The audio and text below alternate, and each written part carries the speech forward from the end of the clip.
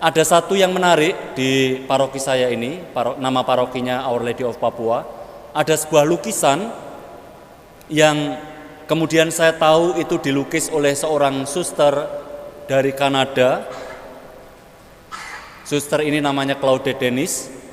Dia datang di Papua Nugini tahun 71, kemudian bertugas di paroki saya sekarang ini 79. Ketika bertugas di paroki saya inilah dia melukis Maria Papua, Our Lady of Papua, dengan mengambil model suku Yonggom, orang yang saya layani di paroki saya saat ini. Karena ada lukisan itulah kemudian saya berinisiatif untuk mematungkan lukisan itu, sehingga menjadi patung Our Lady of Papua, Maria Bunda Papua. Dan saya sangat jatuh cinta dengan patung ini, dan saya bisa mengklaim ini adalah patung Maria model baru karena secara langsung saya kontak dengan Suster Claudette Dennis yang sekarang tinggal di Kanada, sudah lanjut usia. Dan menarik sekali, patung yang sederhana ini punya makna yang begitu dalam.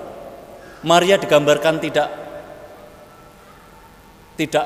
Eropa, kulitnya hitam seperti orang Melanesia, ya, rambutnya keriting, tidak panjang, ya, dan menggendong Yesus bukan di tangannya begitu, tapi di panggul. Khas orang Papua Nugini menggendong anak-anaknya. Yesus yang dipanggul ini memegang kepala Maria, terus tangan kanannya berpegangan tangan dengan mamanya, ya, melambangkan relasi mereka yang begitu dekat. Mereka saling berpegangan erat satu sama lain. Lalu yang menarik lagi yang menjadi khas Papua adalah bilum, tas yang ada di punggung Maria ini, namanya bilum. Yang kemudian saya tahu dalam bahasa Inggris womb ini berarti bilum ini womb. Bilum ini bahasa Pidgin, kemudian dalam bahasa Inggris berarti womb, artinya rahim, tempat ya kehidupan baru dimulai.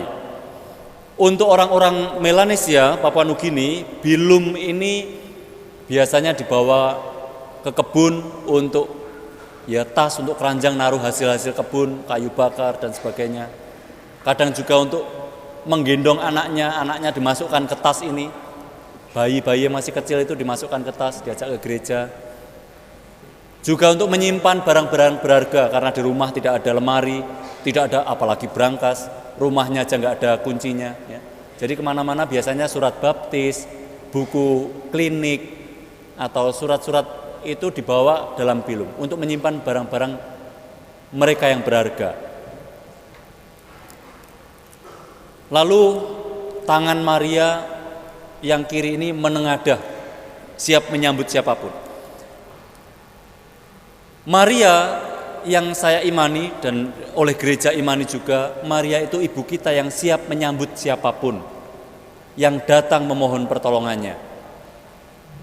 Dalam konteks Maria Bunda Papua ini, Maria siap menerima kita dengan apapun yang kita bawa, entah keluh kesah kita, dengan sambatan-sambatan kita, dengan permohonan-permohonan kita, dan dia siap juga memasukkan permohonan-permohonan kita itu ke dalam bilumnya dan menghantar permohonan kita itu kepada Yesus putranya. Lalu memang lukisan itu hanya sebatas lutut saja. Bawahnya saya tambahi, Maria berdiri di atas bola dunia, dan bola dunia bagian depan ini Pulau Papua. Papuanya Indonesia dan Papua Nugini. Mau mengatakan bahwa Mary is Our Lady of Papua, Maria Bunda Papua. Sebenarnya dengan mengatakan Mary Our Lady of Papua juga mau mengatakan bahwa Maria itu dekat dengan siapapun. Makanya seperti Romo Pras katakan, ada Maria Vietnam, Maria Jawa, Maria Dayak, ya, Maria Eropa, banyak kita dengar, Lourdes, Fatima dan sebagainya itu. Mau mengatakan Maria itu bukan pribadi yang jauh sebenarnya dari kita, tetapi Maria itu dekat dengan kita, apapun suku kita, apapun status sosial kita, bagaimanapun keadaan hidup kita, dia dekat dengan kita. Mau mengatakan itu sebenarnya.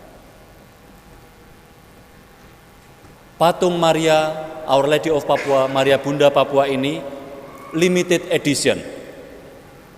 Tidak diproduksi dalam jumlah banyak, sehingga siapapun yang mau membeli pre-order.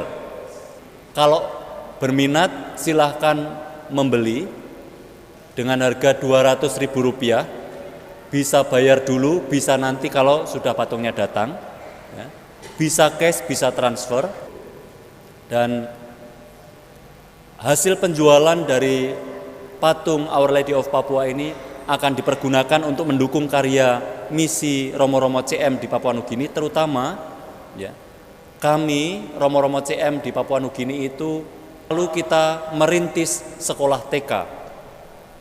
Ketika pemerintah belum kepikiran pendidikan anak usia dini, Romo-Romo CM Indonesia ini sudah berinisiatif untuk membuka pendidikan anak usia dini.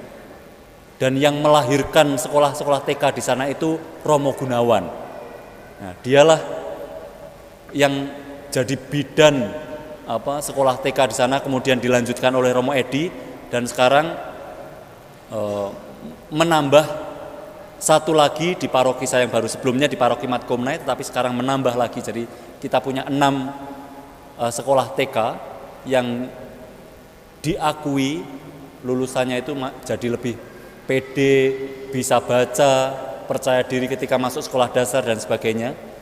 Dan saya tidak tahu apakah ini menginspirasi pemerintah, tetapi belakangan ini pemerintah mewacanakan untuk membuat program Early Childhood Education juga, jadi pendidikan anak usia dini. Kami Romo-Romo CM sudah memulainya lebih dulu, dan itu perlu dukungan dari banyak orang.